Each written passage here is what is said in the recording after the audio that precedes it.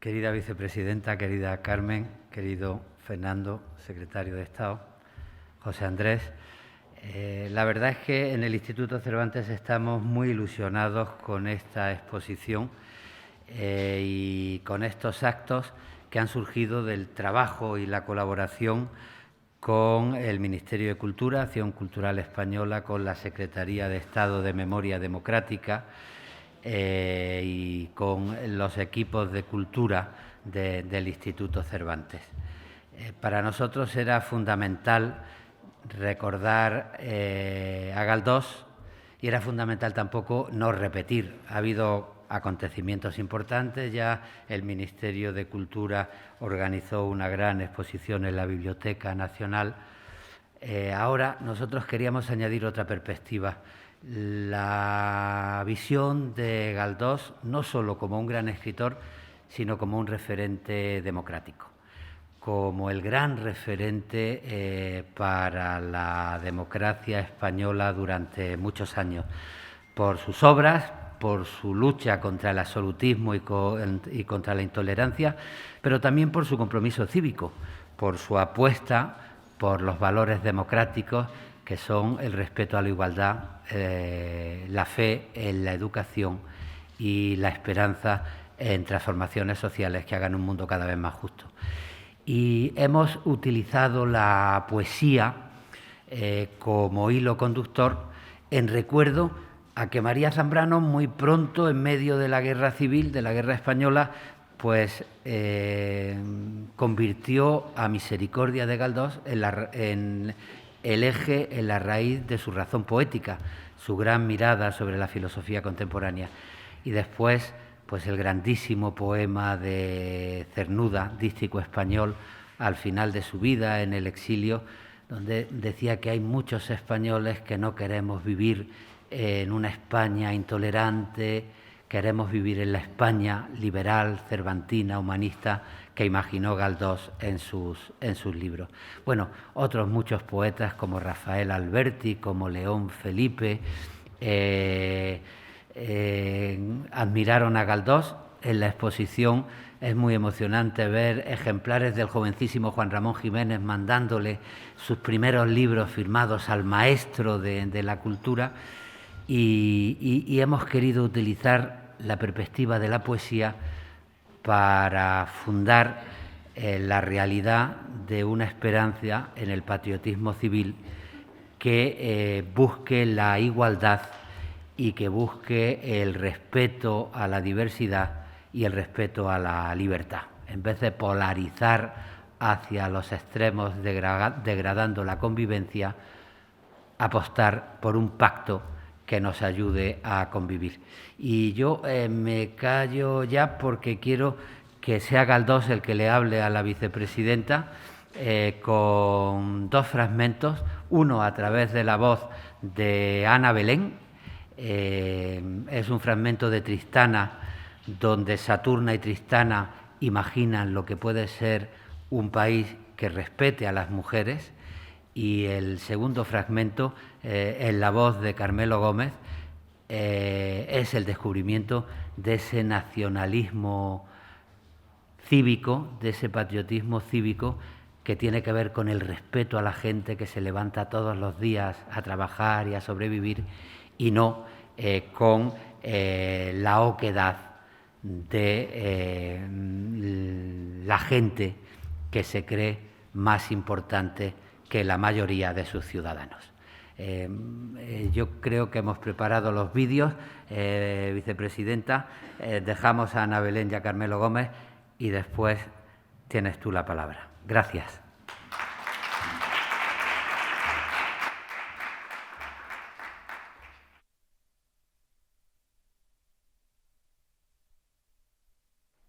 Por lo que a mí toca, en toda la vida ha experimentado mi alma sensaciones iguales a las de aquel momento. A pesar de mis pocos años, me hallaba en disposición de comprender la gravedad del suceso y por primera vez, después que existía, altas concepciones, elevadas imágenes y generosos pensamientos ocuparon mi mente. La persuasión de la victoria estaba tan arraigada en mi ánimo que me inspiraban cierta lástima a los ingleses y les admiraba al verles buscar con tanto afán una muerte segura. Por primera vez entonces percibí con completa claridad la idea de la patria y mi corazón respondió a ella con espontáneos sentimientos, nuevos hasta aquel momento en mi alma. Hasta entonces la patria se me representaba en las personas que gobernaban la nación, tales como el rey, su célebre ministro, a quienes no consideraba con igual respeto. Como yo no sabía más historia que la que aprendí en la Caleta, para mí era de ley que debía entusiasmarme al oír que los españoles habían matado muchos moros, primero, y gran pacotilla de ingleses y franceses después. Me representaba pues a mi país como muy valiente. Pero el valor que yo concebía era tan parecido a la barbarie como un huevo a otro huevo. Con tales pensamientos el patriotismo no era para mí más que el orgullo de pertenecer a aquella casta de matadores de moros. Pero en el momento que precedió al combate comprendí todo lo que aquella divina palabra significaba. Y la idea de nacionalidad se abrió paso en mi espíritu iluminándole y descubriendo infinitas maravillas, como el sol que disipa la noche y saca de la oscuridad un hermoso paisaje. Me representé a mi país como una inmensa tierra poblada de gente, todos fraternalmente unidos. Me representé la sociedad dividida en familias, en las cuales había esposas que mantener, hijos que educar, hacienda que conservar, honra que defender. Me hice cargo de un pacto establecido entre tantos seres para ayudarse y sostenerse contra un ataque de fuera. Y comprendí que por todos habían sido hechos aquellos barcos para defender la patria, es decir, el terreno en el que ponían sus plantas, el surco regado con su sudor, la casa donde vivían sus ancianos padres, el huerto donde jugaban sus hijos, la colonia descubierta y conquistada por sus ascendientes, el puerto donde amarraban su embarcación fatigada del largo viaje, el almacén donde depositaban sus riquezas, la iglesia, sarcófago de sus mayores, habitáculo de sus santos, arca de sus creencias, la plaza, recinto de sus alegres pasatiempos, el hogar doméstico, cuyos antiguos muebles transmitidos de generación en generación parecen el símbolo de la perpetuidad de las naciones, la cocina, en cuyas paredes ahumadas parece que no se extingue nunca el eco de los cuentos con que las abuelas amansan la travesura e inquietud de los nietos, la calle, donde se ven desfilar caras amigas, el campo, el mar, el cielo, todo cuanto desde el nacer se asocia a nuestra existencia, desde el pesebre de un animal querido hasta el trono de reyes patriarcales, todos los objetos en que vive prolongándose nuestra alma, como si el cuerpo propio no le bastara.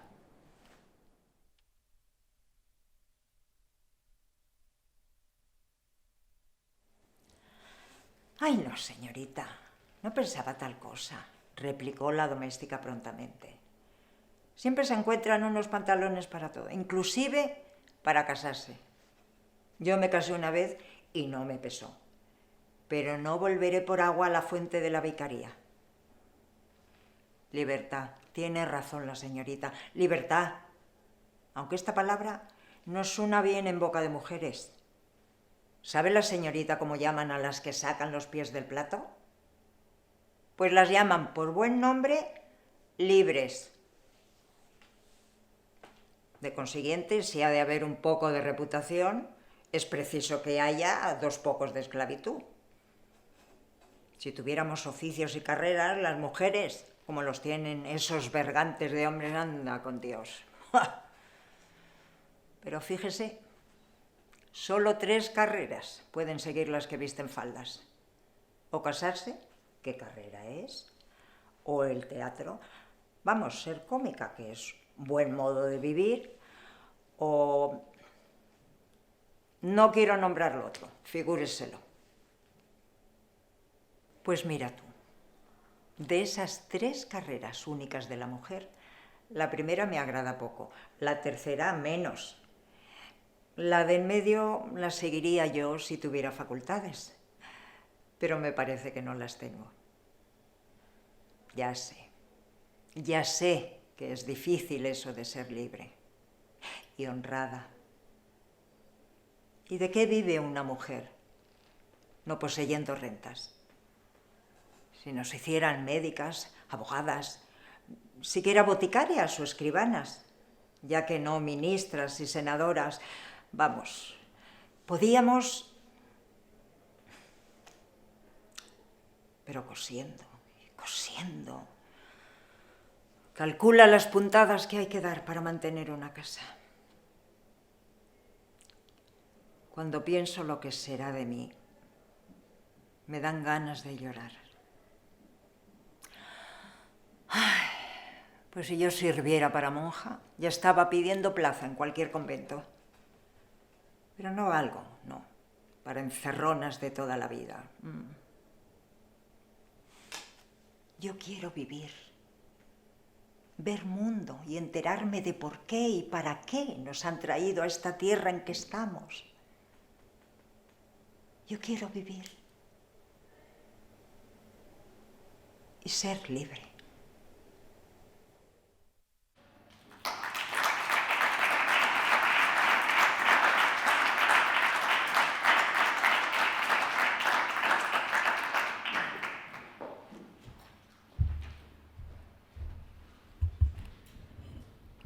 Buenos días.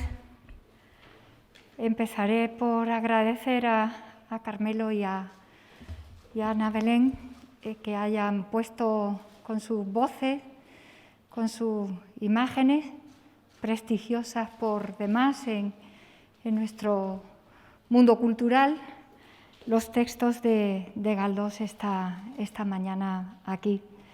Escuchándoles a ellos con las palabras de Galdós casi habría muy poco que añadir. Pero estoy agradecida, como siempre, a la labor del Instituto. Estimado director, querido Luis, estamos a todas, particularmente porque es nuestra obligación, pero también en estos tiempos tan duros, tan tristes, tan prosaicos, hay que recuperar el espíritu, hay que fortalecerlo. Y qué mejor que hacerlo con la programación cultural que hoy aquí presentamos con la inauguración de la exposición y con la reivindicación firmísima de lo que Galdós nos ha aportado, de su obra, de su paso por la vida activa y pública de nuestro país y, en definitiva, por lo que ahora toca, que es volverlo a colocar, como siempre, en nuestras aulas, en nuestras bibliotecas, en nuestras librerías, en la espectacular y continua reedición de la obra de Galdós siempre en la vida cultural española. Gracias también a la potenciación de activos, a las sinergias, que siempre son mejores que las situaciones aisladas, de acción cultural española, de la batuta de José Andrés Torres Mora. Querido Pepe Andrés, gracias por la ayuda, y a mi secretario de Estado, pues bueno, no se las tengo que dar, trabajamos todos los días juntos, pero también quiero hacerlo. Quiero brevemente decir lo que creo que representa para nuestro país todas las actividades que vamos a hacer a lo largo de este año. Las podríamos seguir haciendo siempre en torno a la figura de Galdós. Esta es la memoria democrática de la que hablamos, de la que habla este Gobierno. Esta es la idea.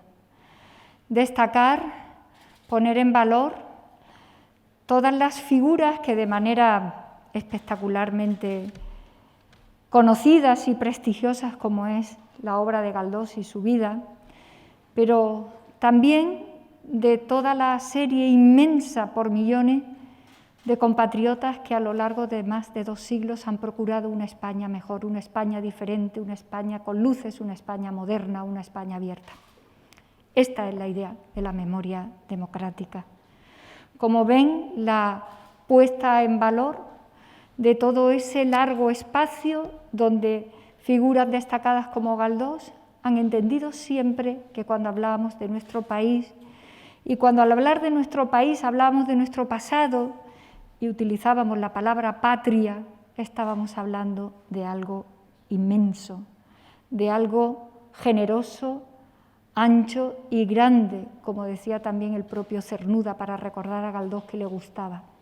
Son muchos, han sido millones, han sido vidas, han sido riesgos gravísimos de su coherencia y de su apuesta personal para desembocar en esta actual democracia española consolidada, prestigiosa, resistente, madura y estable. Somos deudores de todos ellos y ahora somos deudores particularmente de la figura de Benito Pérez Galdós en el 100 aniversario de su nacimiento. Y lo queremos hacer participando con los gobiernos de Canarias, de Cantabria, de otras instituciones, como el propio Teatro Real, con otras instituciones que nos ayuden a difundir el mensaje. Un mensaje que necesita poca promoción, porque la obra de Galdós no necesita demasiada exégesis. Pero si acaso sea porque vivimos tiempos complicados, merece la pena que hagamos un plus de esfuerzo frente a un grande de manera indiscutible. Y en ese sentido, yo querría decir que Galdós es fundamentalmente un pensador, un gran pensador, un gran modernizador de nuestro país, alguien que se atrevió a pensar y se atrevió a decir. Se atrevió a colocar el dedo en algunas llagas importantes que traíamos de nuestro pasado. Reivindicó de manera grandiosa lo que significaba tener al pasado activo para construir un futuro diferente. Él no miraba al pasado de una manera estática, siempre entendió el pasado de nuestro país de una manera profundamente móvil para saber qué había que debatir y discutir. Y por eso siempre entendió que cuando hablábamos de patria, cuando hablábamos de España, estábamos hablando de colocarla en la realidad. Y la realidad no eran construcciones teóricas, inventadas, habitualmente falsas, llenas de falsedades históricas, para el ejercicio del poder de unas élites que desconocían la inmensa realidad mayoritaria de quienes sí somos la patria, y es que somos todos y cada uno de los españoles, y tuvo el gran atrevimiento. Y lo hizo como lo suelen hacer los grandes muy grandes, pudiéndose mover en muchos palos del debate, como escritor, como novelista, como poeta, como periodista y como político. No quiso Galdós ser neutral. Y esa es una parte muy importante de su grandeza y de su dimensión. No pensó que hubiera que estar en la equidistancia. Supo seguramente, porque creía con profundidad y con rotundidad en lo que pensaba, que había que estar en algún lugar y que había que dar las batallas. Y las dio todas, a pesar de la incomprensión de tantos, de la obstrucción de tantos. Solo cabe decir que una campaña española contra su candidatura al Nobel le impidió tenerlo en el año 12.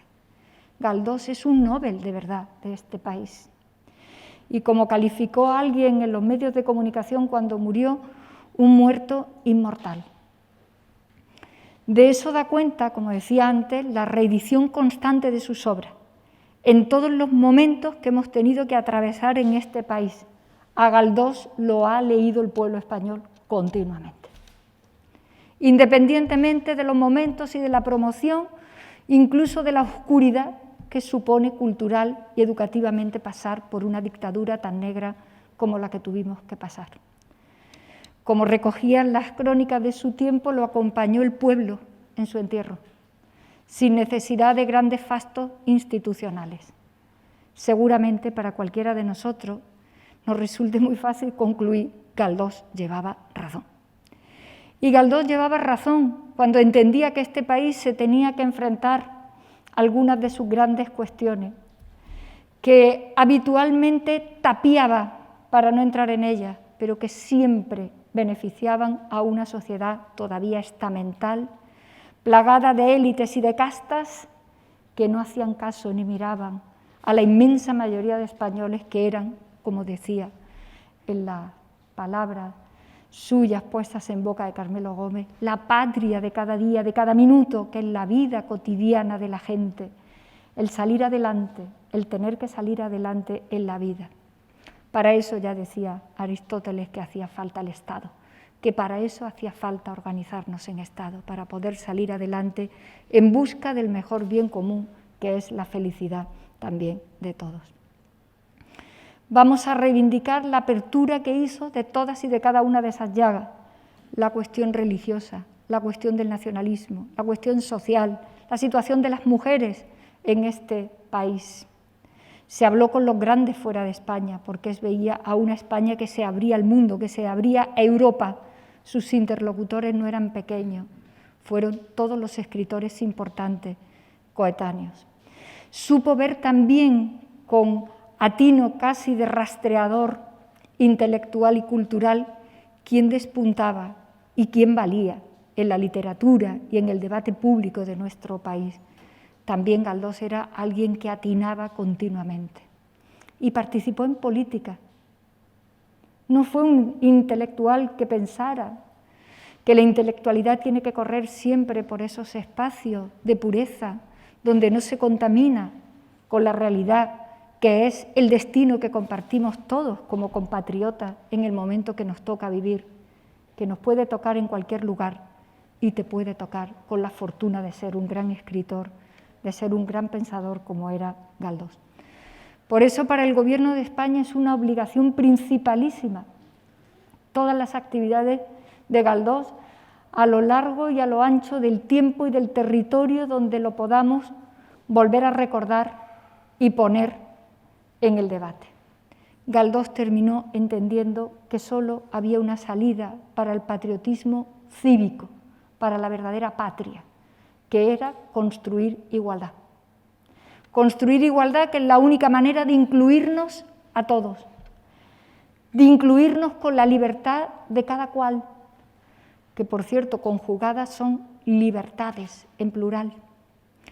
Y la única manera de hacer esa conjugación bien hecha es convertir las políticas del Estado en máquinas de transformación de las injusticias en igualdades. Por eso acabó desembocando en el pensamiento progresista que le hizo acercarse y entender que siendo una mente y un espíritu absolutamente privilegiado en los fondos que trataba y en las formas magistrales con las que escribía, entendió definitivamente que era un español más, comprometido con esa idea de patria en la que nos va la vida cotidiana de cada quien para salir adelante como parte de este gran país. Ayudó enormemente a deconstruir esa idea, a veces en la que incurrimos los propios españoles, de no mirar la grandeza y los elementos significativamente importantes y cuantitativamente mejores en muchos terrenos que tenemos como nación en Europa y en el mundo. Galdós se negaba a eso continuamente.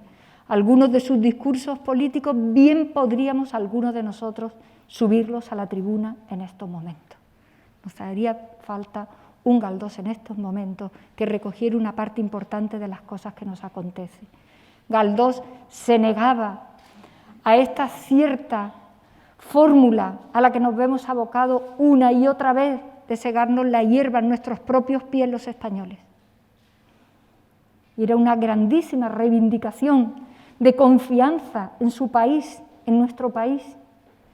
Yo cerraría estas modestas y breves palabras con algo que pienso y que siento y que he pensado y que he sentido cada vez que he leído a Galdós a lo largo de mi vida. Hagámosle caso a Galdós. Gracias.